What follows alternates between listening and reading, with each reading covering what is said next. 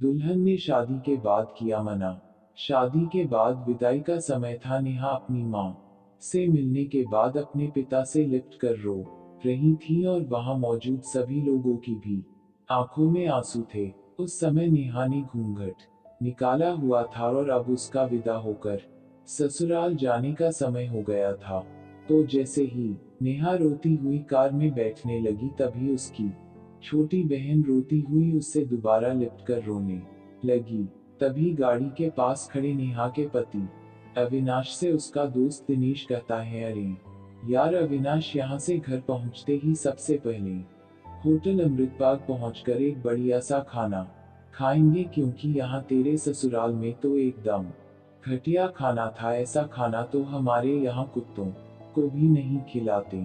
तभी साथ ही खड़े अविनाश के छोटे भाई ने भी कहा, हाँ यार, यहाँ का खाना तो एकदम बकवास था और रस मलाई में तो रस ही नहीं था। ये कहते हुए वो तीनों ही जोर जोर से हंस रहे थे।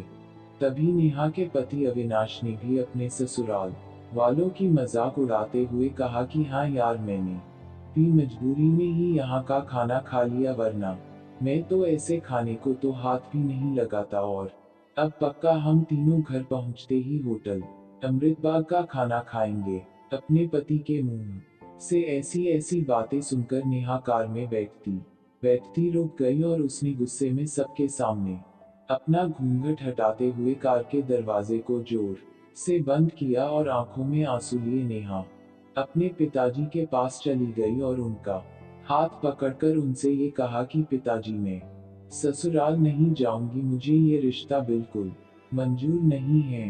ये बात नेहा ने इतनी जोर से कहा कि सब लोग उसकी बात सुनकर हक्के बक्के रह गए। सब लोग नेहा के नजदीक आ गए और नेहा के ससुराल वालों पर तो जैसे पहाड़ ही टूट पड़ा हो।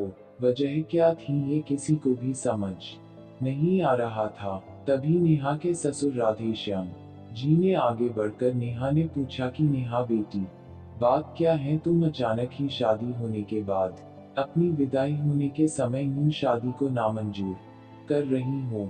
तभी नेहा कुछ देर चुप रहने के बाद अपनी आंखों में आंसू लिए अपने ससुर से बोली कि बाबूजी, आपको पता है मेरे माता पिता ने अपने सभी सपनों को मारकर हम सभी बहनों को इतना पढ़ाया लिखाया और काबिल बनाया, और आप जानते हैं कि एक बाप के लिए उसकी बेटी क्या मायने रखती हैं।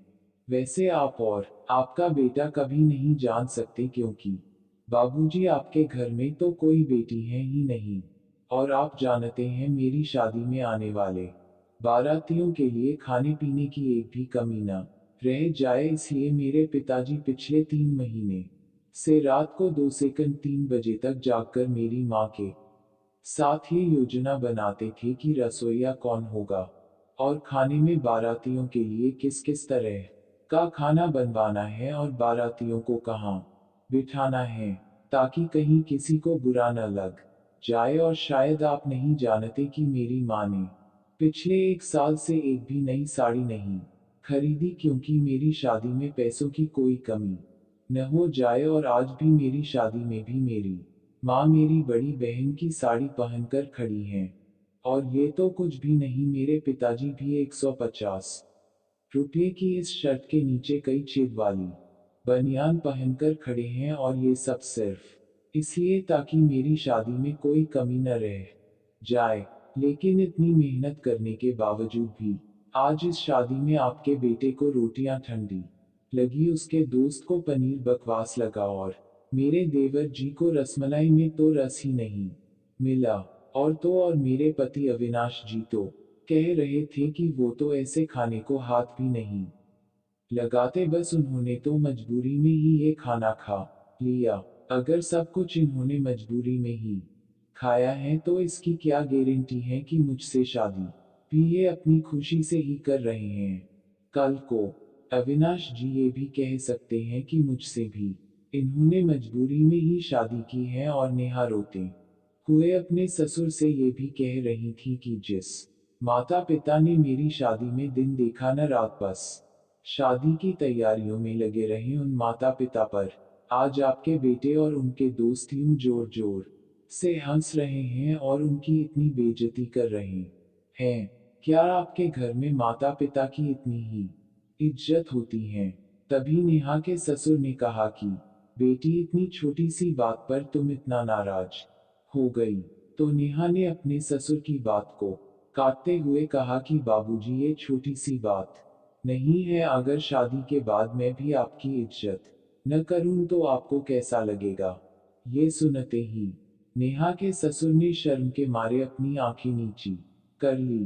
तभी नेहा ने कहा, लेकिन बाबूजी, आप चिंता न करिए, हमारे अंदर हमारे अच्छे माता पिता के संस्कार हैं। किसी की बेइज्जती करना ये सब हमारे माता पिता ने हमें कभी सिखाया ही नहीं है।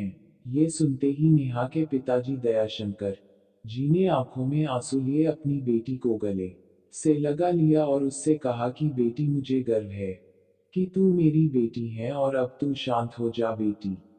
तुझे मेरी कसम, तू इन्हें माफ कर दे और खुशी खुशी अपने ससुराल चली जा।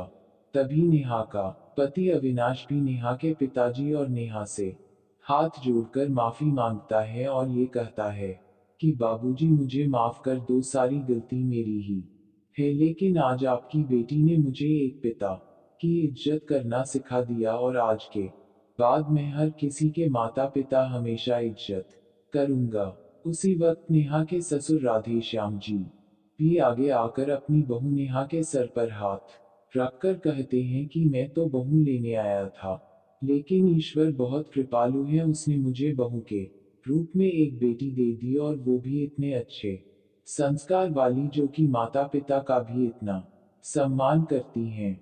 और अब बेटी, मेरे कहने से इन नालायकों को भी माफ कर दे, मैं हाथ जोड़ता हूँ तेरे सामने। तभी नेहा अपने ससुर जी के दोनों हाथों को पकड़ लेती हैं और कहती हैं कि नहीं बाबूजी, आप मेरे पिता के समान हैं, कृपया आप मेरे सामने हाथ मत जोड़िए। तभी नेहा के पिताजी दयाशंकर जी भी कहते कि समधी जी, आप मेरी बेटी के सामने हाथ जोड़कर कृपया हमें शर्मिंदा मत कीजिए। मेरी तो आपसे बस इतनी ही प्रार्थना है कि मेरी हमेशा आप मेरी बेटी को अपनी ही बेटी समझना, और इससे कभी कोई गलती हो जाए तो इसे माफ कर देना। तो राधेश्याम जी ने अपने समधी दयाशंकर जी का हौसला बढ़ाते हुए कहा कि आप बिल्कुल चिंता मत करिए, बल्कि अब तो नेहा बेटी ही हमारे पूरे घर को संभालेगी, और अब ये ही हमारे घर की लक्ष्मी है। ये सुनकर नेहा के पिताजी बहुत खुश हो जाते हैं और अपनी बेटी को खुशी खुशी विदा कर देते हैं, और नेहा अब राजी खुशी अपने ससुराल रवाना हो गई थी और अपने पीछे छोड़ गई थी आंसुओं से भीगी हुई अपनी माँ और पिताजी की आंखें, और अपने पिता का वह आंगन, जिस आंगन में कल तक वह खूब हंसती खेलती थी। ये इस आंगन की चिड़िया उड़ गई थी किसी दूर प्रदेश में। तो दोस्तों, बेटी माँ बाप का अभिमान व एक अनमोल धन होता है। और दोस्तों, अपनी छाती पर पत्थर रखकर वो अपनी प्यारी बेटी और अपने जिगर के टुकड़े को उसकी शादी करके उसे विदा करता है। इसलिए दोस्तों, एक बाप अपनी बेटी की शादी करके वैसे ही उससे दूर हो जाता है, और हमें उसका अपमान करके उन्हें और दुखी कभी भी नहीं करना चाहिए।